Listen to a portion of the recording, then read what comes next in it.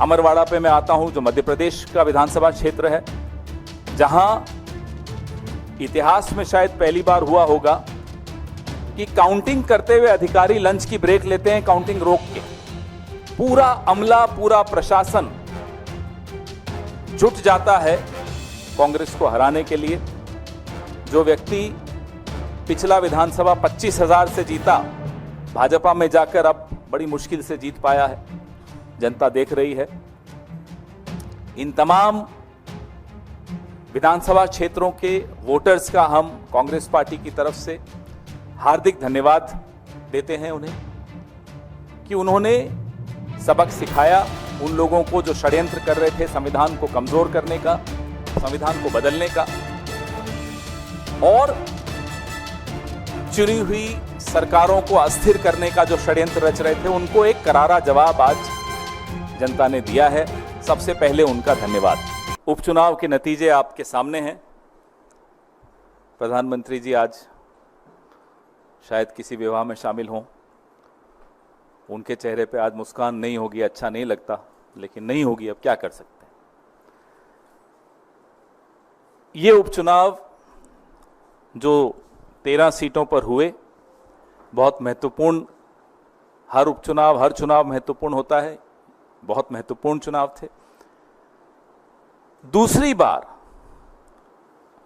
1.5 महीने में, 1 महीने में समझ लीजिए, दूसरी बार भारतीय जनता पार्टी को देश की जनता मजबूती से कुछ संदेश देना चाहती है। लोकसभा चुनाव में संदेश बहुत स्पष्ट था,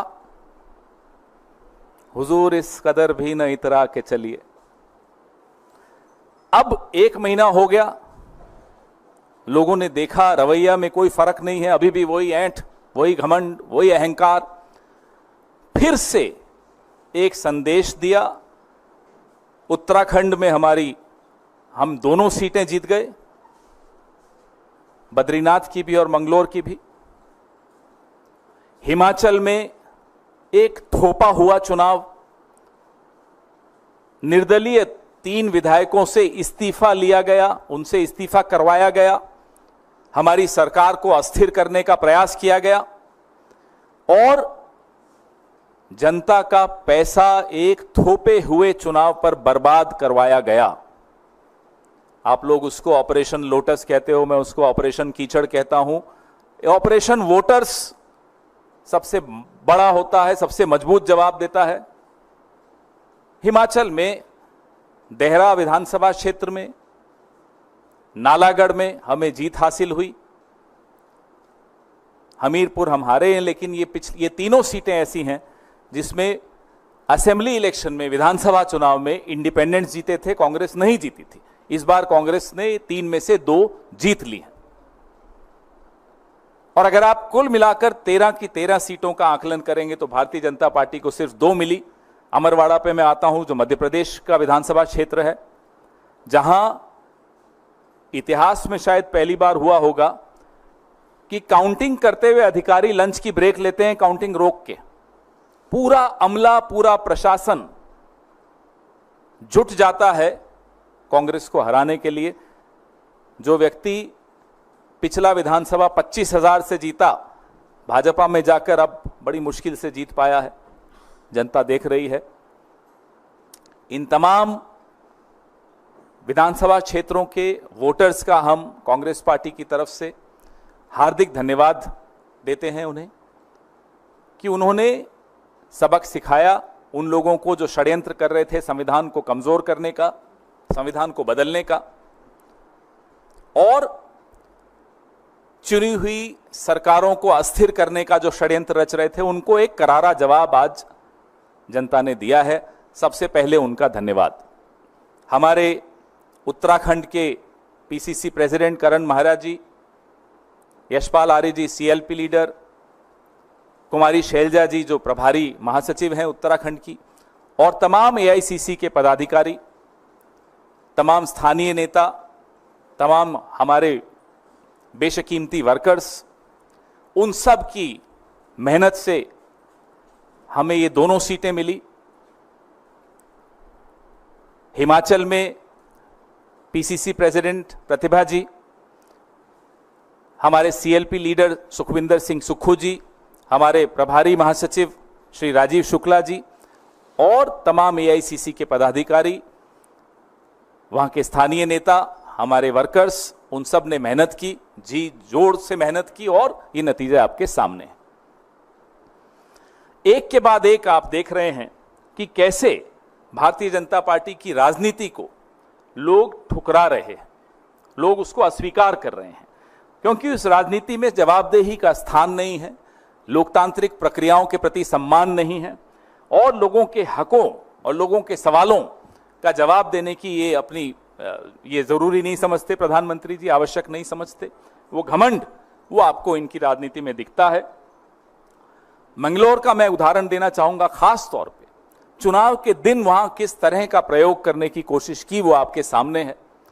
कैसे मुस्लिम मतदाताओं को रोकने की पूरी कुचेष्टा की गई, उनका हक है वोट देना, वो उनको रोका गया।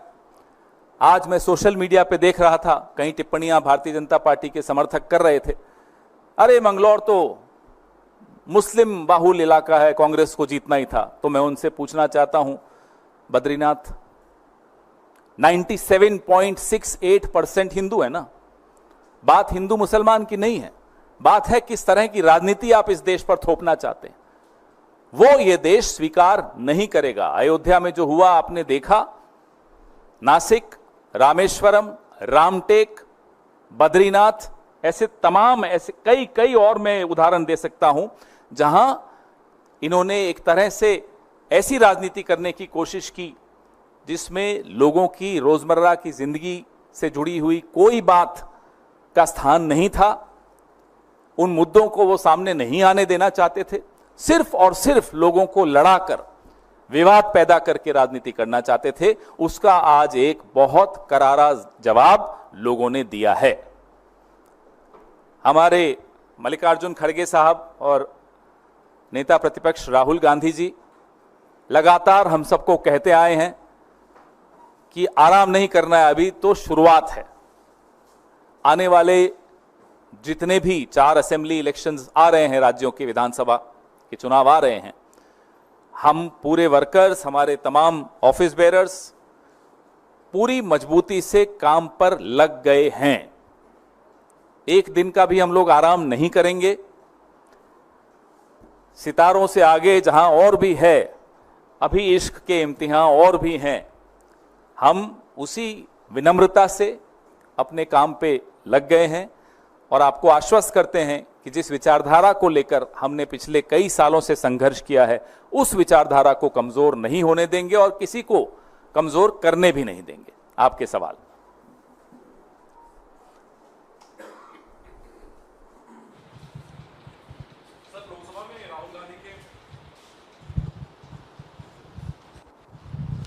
सर 2 सवाल। एक तो जो उपचुनाव के नतीजे आए हैं, जिस तरह से बीजेपी ने राहुल गांधी को उनके बयान पर घेरने की कोशिश की कि उन्होंने हिंदुओं का अपमान किया, आपको लगता है कि उपचुनाव में कहीं ना कहीं जनता ने इस पर भी अपना एक जनादेश दिया है? लगातार जनता संदेश दे रही है।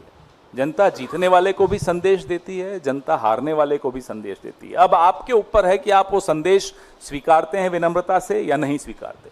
हमने 2014 का संदेश भी स्वीकारा, 2019 का भी स्वीकारा, 2024 का भी स्वीकारा, ये उपचुनावों का भी हम संदेश स्वीकार रहे हैं, उससे सीख ले रहे हैं। क्या नरेंद्र मोदी जी कुछ सीख लेंगे? लगातार उनकी राजनीति को अब ठुकराया जा रहा है, नकारा जा रहा है। अब उनके हाथ में, वो लें तो लें, ना ले तो आने वाले चुनाव में और मालूम पड़ जाएगा। और सर एक सवाल और है, आपके संगठन महासचिव, कांग्रेस के संगठन महासचिव केसी वेणुगोपाल ने एक सोशल मीडिया पर पोस्ट डाला है कि उनके फोन को हैक करने की कोशिश हुई है, उनको एप्पल की तरफ से ये सूचना दी गई है। ये कितना गंभीर मामला है सर, और इसको लेकर के आप लोग क्या कुछ कार्रवाई चाहते हैं? ये वेणुगोपाल जी के साथ पहली बार नहीं हो रहा, उनके साथ ये पहले भी करने की कोशिश की और ये लगातार प्रयास कर रहे हैं। राहुल जी के भी फोन पे एक बार आपको मालूम है हुआ था। हमारे कई नेताओं के फोन इस तरह से हैक करने की कोशिश की और एप्पल की तरफ से अधिकृत चेतावनी आई थी अक्टूबर पिछले साल। मेरे फोन पर भी ये लगातार हम सबके साथ करने की ये कोशिश कर रहे हैं, लेकिन करते रहिए। आप 2024 में आपको मालूम पड़ गया, ये सब करने से कुछ नहीं मिलेगा। जनता देख रही है और भगवान देख रहे हैं। सत्यम शिवम सुंदरम। सर आप, हाँ माइक। Hello hello. हाँ बोलिए। सर एक सवाल है उपचुनाव से जुड़ा हुआ। अभी उत्तर प्रदेश में भी उपचुनाव होंगे, विधानसभा के बहुत सीटें खाली हैं और राजस्थान में भी होने वाले हैं। दोनों जगह भारतीय जनता पार्टी की सरकार है और यूपी में तो बीजेपी की बड़ी हार हुई है, जहां से उम्मीदें नहीं थी उनको। तो वहां कांग्रेस का प्रोस्पेक्ट क्या देख रहे हैं? और राजस्थान में भी, यूपी के लिए स्पेसिफिक पूछना चाहूँगा कि क्योंकि वहाँ आप समाजवादी पार्टी के साथ अलायंस में हैं, तो कांग्रेस को कहाँ देख रहे हैं सीटों के मामले में? कितनी सीटों पे कांग्रेस लड़ सकती है वहाँ? अभी चुनाव घोषित हुए नहीं हैं, अभी बैठकों का सिलसिला शुरू होगा, कौन किस सीट पे लड़ेगा वो तय होगा, सब आपस में चर्चा करेंगे, उसके बाद इस निष्कर्ष पर तमाम पार्टियां पहुंचेंगी कि कौन सी पार्टी कौन सी सीट पर लड़ रही है, तब फिर चर्चा करेंगे। सर दूसरा सवाल है, ऑल इंडिया मुस्लिम जमात के राष्ट्रीय अध्यक्ष मौलाना मुफ्ती साहबुद्दीन रजवी बरेलवी ने एक बयान दिया है कि सुप्रीम कोर्ट का विरोध नहीं करते, लेकिन मुस्लिम महिलाओं के अधिकारों से किसी को कोई हमदर्दी नहीं, सिर्फ महिलाओं की आड़ में शरीयत की तौहीन होती है। इससे भारत का मुसलमान चिंतित है। मुझे लगता नहीं है कि ये मुद्दा है आज, इस मुद्दे पर मैं आज चर्चा नहीं करूंगा, फिर ज़रूर किसी और दिन इस पे पूरा स्टडी करके गंभीरता से फिर चर्चा करेंगे। माइक दीजिए इन्हें।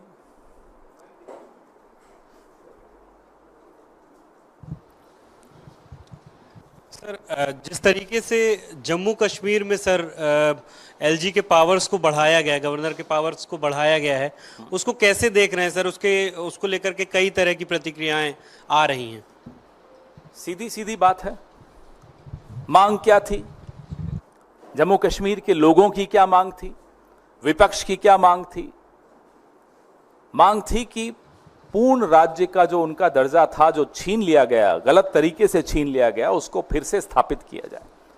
उस मांग को पूरा करने के स्थान पर उल्टा एलजी के पावर्स बढ़ा दिए, उनकी ताकतें बढ़ा दी, एक दिल्ली मॉडल ले आए वहां भी, और जो भी मुख्यमंत्री बनेगा, जो भी सरकार बनेगी, उनकी ताकतें सरकार बनने से पहले ही छीन ली गई।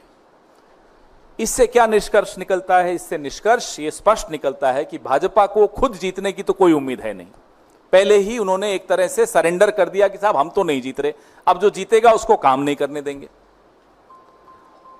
ये बात इस एलजी और उस एलजी की नहीं है, बात है कि ये जिस एलजी की हम बात कर रहे हैं, इस पर भी एक लाइन में कहना चाहूंगा, ये एलजी के खिलाफ बहुत आरोप लगे हुए हैं, संदेहों के घेरे में है, सवालों के घेरे में है, उसका जवाब नहीं मिल रहा, कोई इंक्वायरी नहीं हो रही, कोई चर्चा नहीं हो रही।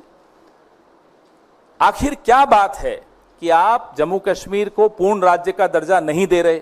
आखिर क्या बात है कि जम्मू कश्मीर में एक सरकार जो चुनी जाएगी, चुनने से पहले ही उसकी आप अधिकार छीन रहे हैं? ट्रांसफर पोस्टिंग्स में आप एलजी का दखल पूरा रखेंगे और चुने हुए मुख्यमंत्री का उसमें कोई भूमिका ही नहीं रहेगी। इन सब बातों का जवाब कल ही 2 नोटिफिकेशंस निकली, एक था संविधान हत्या दिवस और दूसरी में संविधान की हत्या कर दी। पवन जी, पिछले लोकसभा चुनाव में उत्तर प्रदेश आपके गठबंधन सबसे अधिक सीटें मिली हैं। भारतीय जनता पार्टी की बात करें, बगावत शुरू वहां से उठने शुरू हो गए हैं। बदलापुर से भाजपा के विधायक रमेश मिश्रा, उन्होंने कहा केंद्र दखल दे, यूपी की हालत खराब है, अन्यथा 2027 में पार्टी चुनाव जीत नहीं पाएगी। वो ठीक बोल रहे हैं, लेकिन जिनको बोल रहे हैं उनको सलाह लेने की आदत है नहीं। उन्होंने तो सरेआम कह दिया था, नड्डा जी ने के थ्रू कहलवाया था। नड्डा जी खुद तो बोलते नहीं है, कहा जाता है तभी बोलते हैं कि आरएसएस की भी जरूरत नहीं, अब हम आरएसएस से बड़े हो गए। तो जो लोग आरएसएस से बड़े हो गए, आरएसएस की सलाह नहीं लेते, किसी की सलाह नहीं लेते, वो मिश्रा जी की सलाह थोड़े ले लेंगे। उनको लगता है वो जो करते हैं ठीक करते हैं।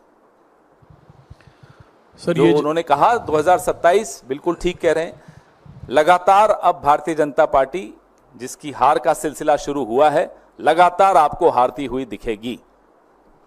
सर ये जो बाइपोल रिजल्ट पर आपने बात कही, टीएमसी की तरफ से कुणाल घोष ने कहा है कि यह रिजल्ट जो है वो केंद्र में मोदी सरकार के लिए उल्टी गिनती शुरू हो गई है और इंडिया अलायंस जल्द केंद्र में गवर्नमेंट फॉर्म करेगी और टीएमसी का उसमें सिग्निफिकेंट रोल होगा।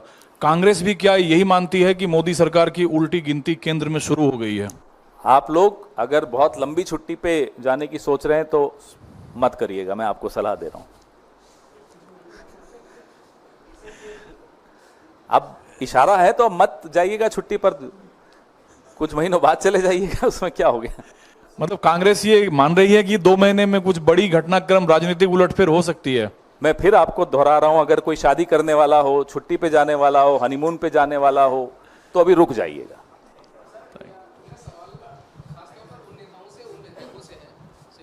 धन्यवाद। मेरा सवाल खासतौर पर उन नेताओं के लिए है और आपसे इसलिए पूछ रहा हूं कि कई साल पहले या कुछ दिनों पहले तक हम सुनते रहे कि अंतरात्मा की आवाज पे ऐसा किया, तो चाहे वो शीतल अंगुराल हो जलंधर वेस्ट से या फिर मुकुटमणि अधिकारी जो रानाघाट दक्षिण से लड़े, ऐसे दल बदल करने वाले नेताओं के लिए आप क्या कहना चाहेंगे? और दूसरा, हमने पिछले साल भी देखा कि सितंबर महीने में जब 6 राज्यों के 7 उपचुनाव हुए थे जिसमें घोसी की सीट थी और धूपगढ़ी की सीट थी, उसमें भी नतीजे बीजेपी के फेवर में नहीं गए।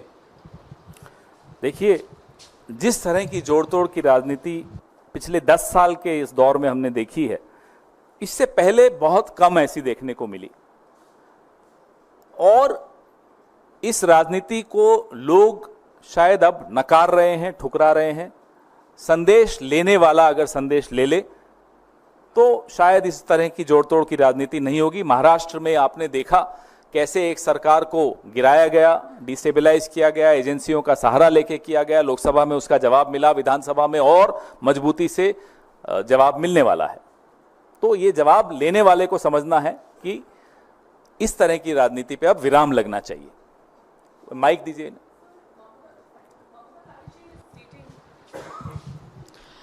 So Mamata Banerjee has announced that she will be moving a resolution against the Nyaya Samhita bill and also against NEET in the next session of the West Bengal Legislative Assembly. Where do you think Congress stands on this?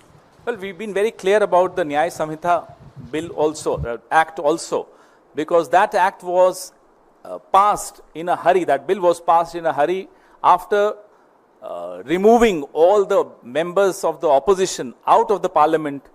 There was no comprehensive discussion on this bill, on the passage of this bill. And this bill has several problem areas which we as opposition parties have discussed amongst ourselves, and we are together in opposing this act. On NEET, Mr. Rahul Gandhi held a press conference. We've spoken about it at length. And again, there are a lot of anomalies in the way these exams are conducted.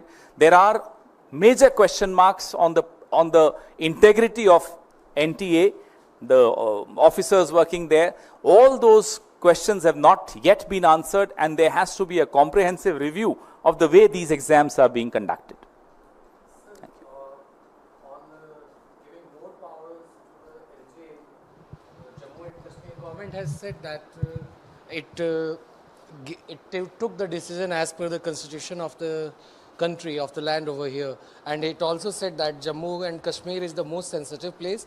We have been able to tackle terrorism there, but there are still few places like South Kashmir where tensions are still prevailing. That's why this decision has been taken. So how do you look at it? What has law and order problem which is ongoing, which they haven't been able to solve, got to do with the LG getting powers to transfer and post officers? Right now the LG is in any case doing it. So you don't trust the government which will take charge whenever the elections happen? You already passed a no confidence motion against an elected government which is yet to be elected.